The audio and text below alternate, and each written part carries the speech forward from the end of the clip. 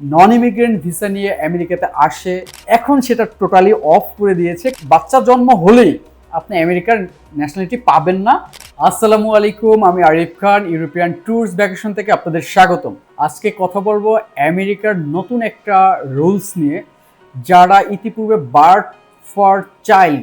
আপনারা বর্তমানে জানেন আমেরিকার প্রেসিডেন্ট ডোনাল্ড ট্রাম্প সে একটা নতুন নিয়ম চালু করতে চাচ্ছে যে যারা নন ইমিগ্রেন্ট ভিসা নিয়ে আমেরিকাতে আসে এবং আসার পরে যারা সন্তান জন্ম দেয় এবং সেই সন্তানের ন্যাশনালিটি লাইক দ্যাট সিটিজেনশিপ নেওয়ার জন্য যারা এই ইন্টেনশনটা চিন্তা ভাবনা আছে বা যারা করতে চাচ্ছেন, তাদের জন্যই মূলত এটা কাজে আসবে। ডোনাল্ড ট্রাম্প এই মুহূর্তে অফিসিয়ালি সে একটা ডিক্লেয়ার দিয়েছে যারা আমেরিকাতে এসে বাচ্চা জন্মগ্রহণ করে এবং তাদের এই জিনিসটা আগের মতো প্রসেসে থাকবে না।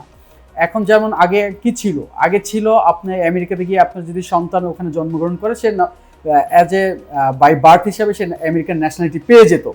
এখন সেটা টোটালি অফ করে দিয়েছে। কারণ হলো আপনার ইন্টেনশন ছিল কি না সেটা তদন্ত করার পরে যদি বের হয়ে আসে যে আপনি জন্মগ্রহণ করানোর জন্যই আপনি আমেরিকা আসছেন, তাহলে আপনার সন্তানকে তারা এই সিটিজেনশিপটা দিবে না, এটা তারা ডিক্লারেশন দিয়েছে। বাট আপনার ইন্টেনশন ছিল না, আপনি আমেরিকাতে ঘুরতে গেছেন অন দিস টাইম, এই সিচুয়েশনটা এমন অবস্থা তৈরি হয়ে গেছিল যে আপনার বেবি ওখানেই জন্মগ্রহণ হয়ে গেছে কিন্তু আপনার ইন্টেনশন ছিল না, সেক্ষেত্রে তারা পুনরায় আগের যে নিয়মটা ছিল তাদের জন্য সেটা বহাল থাকবে।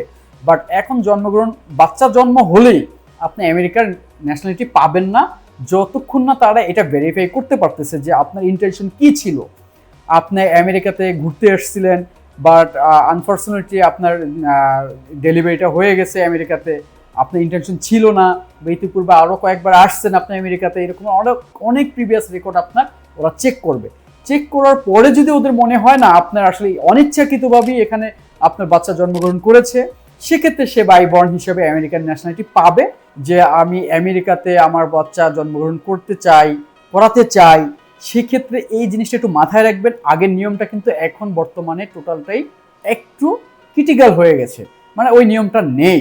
ওরা এখন তদন্তর সাপেক্ষে আপনার সব কিছু চেক করে দেন এই জিনিসটা ওরা অ্যাকসেপ্ট করবে যে আপনার বাচ্চা আদৌ আপনার ইন্টেনশন ছিল কিনা যে জন্মগ্রহণ করাবেন আমেরিকাতে।